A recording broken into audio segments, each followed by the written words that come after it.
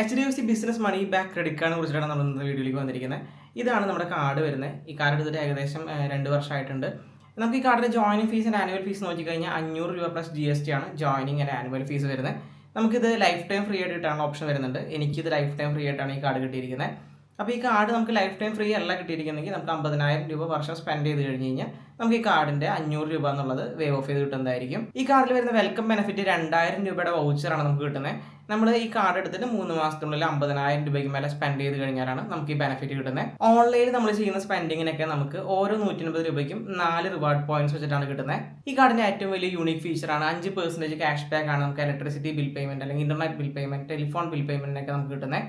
Maximum ഒരു മാസം നമുക്ക് 250 രൂപ വരെയാണ് ഇങ്ങനെ ക്യാഷ് ബാക്ക് ആയിട്ട് കിട്ടുന്നത്. പ്രീ അപ്രൂവ്ഡ് ഓഫേഴ്സും അതുപോലെ തന്നെ ക്യാഷ് വിഡ്രോവൽ ഫെസിലിറ്റിയും ഈ കാർഡിൻ്റെ ഒരു ഫീച്ചറായിട്ട് വരുന്നുണ്ട്. ഇത് നമുക്ക് ഓരോരുത്തർക്കും പേഴ്സൺ ടു പേഴ്സൺ ഡിഫറൻ്റ് ആയിട്ടാണ് വരിക.